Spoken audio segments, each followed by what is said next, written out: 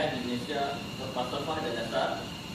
Saya akan membincangkan berkaitan hubungan falsafah pendidikan kebangsaan yang diri sebagai aktiviti dan kurikulum kebangsaan ke arah pembangunan moden insan. Nama saya Muhammad Faiz bin Nasaruddin dan saya akan membincangkan tajuk tersebut.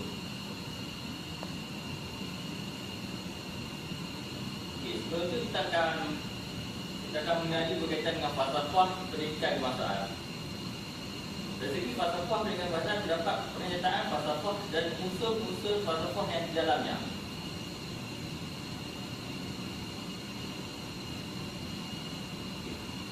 Mari kita lihat apa itu bermaksud falsafah pendidikan negara. Pendidikan di Malaysia adalah satu usaha berterusan dalam mengembangkan lagi potensi individu secara menyeluruh dan bersepadu untuk mewujudkan insan yang seimbang dan harmonis dari segi intelek, rohani, emosi dan jasmani berdasarkan kepercayaan kepada Tuhan. Usaha ini adalah bagi melahirkan rakyat Malaysia yang berilmu, bertanggungjawab dan berupayaan mencapai kecintaan diri serta memberi semangat terhadap keharmonian dan kemakmuran masyarakat negara. Okey. Apa yang kita lihat di sini adalah falsafah pendidikan negara. Dia adalah usaha untuk mengembangkan potensi individu secara menyeluruh dan bersepadu dan mewujudkan insan yang seimbang. Insan yang seimbang itu lahir dalam melahirkan modal insan yang berkualiti.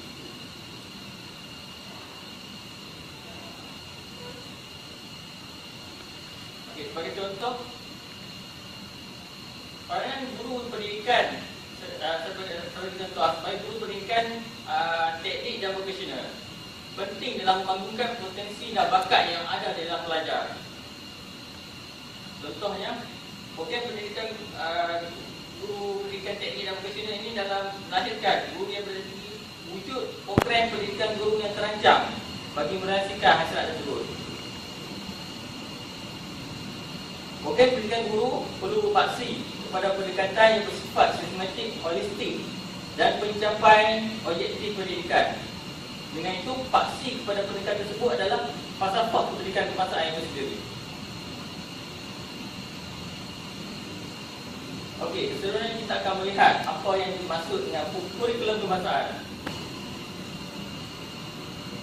Kurikulum kebangsaan bermaksud dalam program pendidikan yang termasuk kurikulum dan kegiatan co-kurikulum yang merangkumi semua pengetahuan, kemahiran, norma, nilai, unsur kebudayaan dan kepercayaan. Kurikulum juga dapat membantu mengembangkan seorang murid dari segi jasmani, rohani, mental dan emosi. Ada antara berkaitan dalam apa yang terdapat di kurikulum kebangsaan dan falsafah kebangsaan itu sendiri. Dan seterusnya mempertingkatkan nilai moral yang diingini untuk menyampaikan ilmu pengetahuan.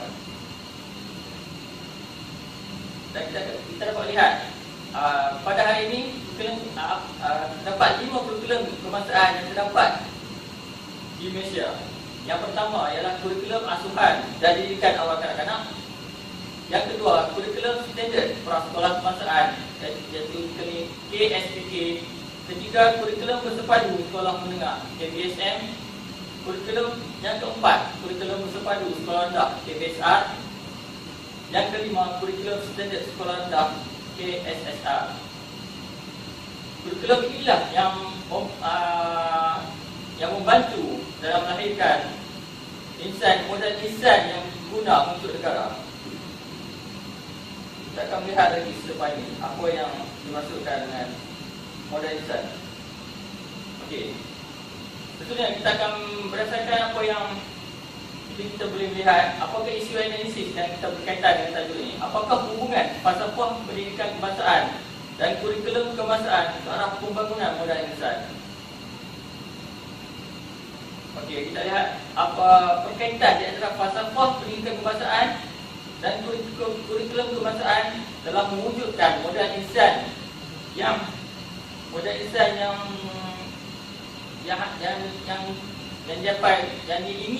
diingini oleh negara. Sebagai contoh, saya mengutip kata daripada Tun Abdullah bin Ahmad Badawi. Berkata, modal insan yang berpatuhi adalah satu kemestian, bukan lagi satu kemewahan. Kerajaan dan rakyat harus bersama-sama mempunyai tanggungjawab dan yang perlu dilaksanakan dengan penuh komitmen. Pendidikan dan latihan kemahiran berkualiti yang berterusan juga akan memastikan modal insan negara kekal relevan dengan kehendak industri dan pasaran semasa serta mampu berdepan dengan cabaran dan suasana persaingan antarabangsa yang meningkat. Idea modal insan ini telah dibangunkan, telah mula digunakan secara meluas apabila mantan Perdana Menteri Tun Abdullah Badawi membentangkan di rancangan Malaysia ke-9 RMK 9 yang memberi kemenangan kepada penguasaan ilmu. Oleh itu, perkaitan antara falsafah pendidikan kebangsaan dan kurikulum kebangsaan yang ada pada hari ini harus ada dalam membangunkan modal insan untuk negara. Kita akan bertanya, adakah kurikulum kebangsaan yang sedia ada menyokong pada pembangunan modal insan? Adakah kurikulum kebangsaan yang ada ini dapat menyokong apa yang hasrat oleh kerajaan untuk membangunkan modal insan? Okey, paparan isu. Kita melihat daripada paparan isu untuk tajuk ini ialah kerajaan. Kerajaan di mana yang hasratnya ini membangunkan modal insan. Oleh itu kita lihat pada bajet 2010, RM 30 bilion diperuntuk kepada pendidikan rendah dan menengah. Maknanya pihak kerajaan begitu prihatin pada sistem pendidikan dalam memajukan sistem pendidikan negara. Seterusnya, bajet pada 2012 menunjukkan RM 54.6 bilion ataupun 21% daripada keseluruhan bajet 2014 khas untuk dunia pendidikan. Angka inisiatif kerajaan dalam melakukan penambahbaikan sistem pendidikan. Maknanya apa yang dihasratkan oleh kerajaan, dunia pendidikan ini dibangunkan dan dimajukan. Oleh itu, pembangunan modal insan akan selari dengan pembangunannya. Dengan kajian komprehensif kepada sistem pendidikan dalam melakukan penambahbaikan sistem pendidikan. Maknanya pihak kerajaan telah melakukan kajian-kajian dan serta melakukan kajian komprehensif pada sistem pendidikan yang sudah dalam melakukan penambahbaikan ini. Okey, kita dapat lihat daripada contoh paparan-paparan isu Grisemi pada transformasi pendidikan. Transformasi pendidikan memperkasa modal insan. Dapat lihat pada pelbagai penambahbaikan dikenakan oleh kerajaan. Okay. Dan sistem pendidikan terus diperkasa. Kerajaan pastikan rakyat mendapat pendidikan berkualiti dan cemerlang.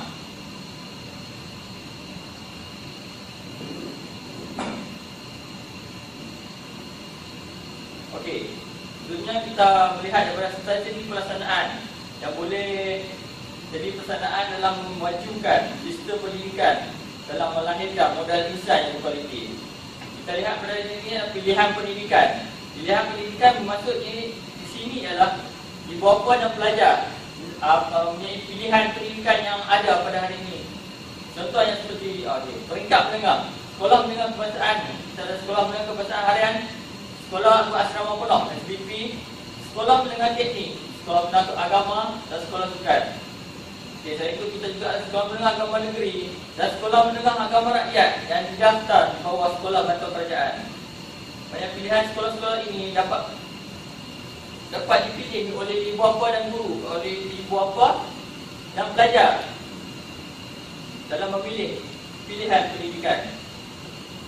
Dan itu seterusnya ialah 24 sekolah rendah dan menengah dari seluruh negara menerima pengiktirafan sekolah berkualitas tinggi, menjadikan sekolah SPP pada itu mencecah 115 sekolah.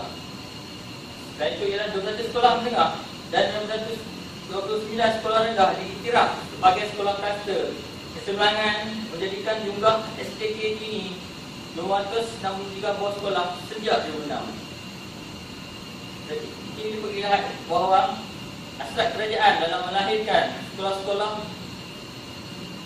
yang mampu berdaya saing dalam memajukan sistem pendidikan pada hari ini. Dulunya yang kita lihat 5 menjadi sekolah menengah vokasional di Negeri Taraf menjadi kolej vokasional. Hasrat ini dalam melahirkan individu dalam bidang pendidikan teknik dan vokasional.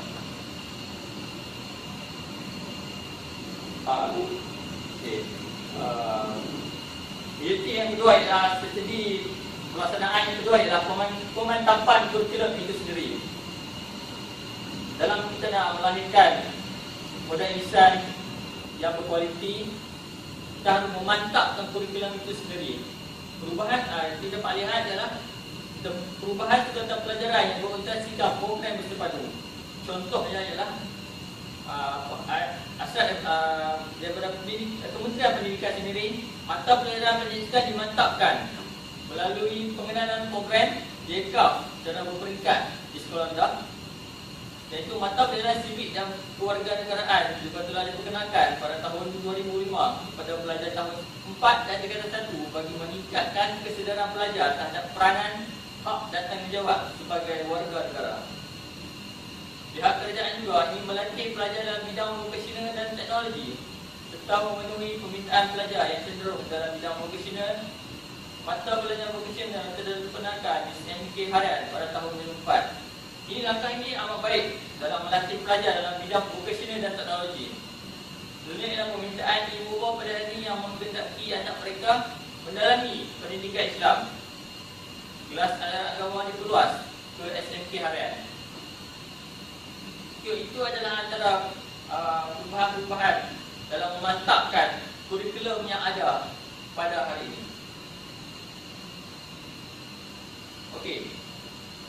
Sebenarnya kita akan membincangkan tentang bagaimana kita nak menganjakkan transformasi pendidikan itu sendiri. Okay, sebagai contoh saya mengambil daripada Pelan Pembangunan Pendidikan Malaysia 2013 hingga 2025. Ini adalah contoh-contoh daripada anjakan, contoh cadangan anjakan yang dilakukan oleh pihak kementerian, iaitu melancarkan kurikulum standard sekolah menengah KSSM dan semakan kurikulum standard sekolah rendah KSSR pada tahun 2017. Pada hari ini kita hanya ada kurikulum standard sekolah rendah KSSR. Kurikulum standard sekolah menengah tidak diwujudkan lagi pada waktu ini. Oleh kita melihat kurikulum sekolah rendah dan menengah perlu disemak untuk mengimbangi set ilmu pengetahuan dan kemahiran. Sebenarnya kurikulum baru akan menyokong dan mempercepatkan laluan pembelajaran untuk murid yang berbeza tinggi menamatkan SPM dalam tempoh 4 tahun dan bukan 5 tahun, manakala USR diluki pada tahun 5. Ini adalah langkah-langkah yang diambil oleh kerajaan dalam membangunkan anjakan transformasi pendidikan. Kita akan melihat objektif yang kedua, merombak pemerintahan dan pentafsiran kebangsaan untuk meningkatkan tumpuan terhadap kemahiran berfikir arah tinggi pada 2016. Antara cadangan-cadangan yang boleh dibuat dalam menjelang tahun 2016, peratusan soalan membentuk pemikiran arah tinggi akan ditambah sehingga 80% daripada keseluruhan soalan UPSR. Maknanya 80% daripada keseluruhan soalan UPSR, 80% daripada pentafsiran pusat tingkatan 3, 75% daripada keseluruhan soalan bagi mata pelajaran terah SPM dan 50% bagi soalan mata pelajaran elektif SPM. Penilaian berdasarkan sekolah yang ada pada ini juga memberikan tumpuan untuk menguji kemahiran berfikir arah tinggi. Okey, cadangan anjakan yang ketiga ialah melanjutkan pendidikan wajib daripada 6 tahun kepada 11 tahun bermula pada umur 6 tahun, disokong dengan program penyekalan yang disasarkan dan latihan vokasional sebagai persediaan untuk pekerjaan.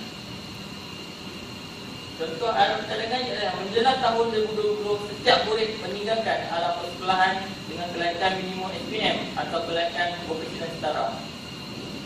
Antara dengan lain ialah pendidikan wajib ditingkatkan daripada 6 tahun kepada 10 tahun. Kita dapat lihat enrollment murid dianggar meningkat sebanyak 5%, 10% dan 20% masing-masing di peringkat pendidikan rendah, menengah rendah dan menengah. Murid juga akan diberi pilihan mengikuti pelbagai bidang pendidikan berdasarkan minat dan keupayaan mereka. Ini masuklah teknik dan profesional.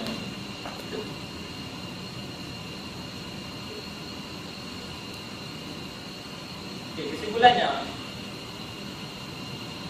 apakah hubungan kita melihat apakah hubungan falsafah pendidikan kebahasaan dan kurikulum ke arah pembangunan pada insan? Apakah hubungan ini penting dalam melahirkan hubungan yang diantara berkaitan di dalam falsafah pendidikan kebahasaan dan kurikulum kebahasaan penting dalam melahirkan budak-budak insan yang untuk menjadi berguna kepada negara. Apa yang digambarkan di sini adalah falsafah pendidikan yang ada pada diwujudkan pada hari ini telah melahirkan, telah membentuk insan yang harmoni dan seimbang serta mempertingkatkan potensi pelajar itu sendiri.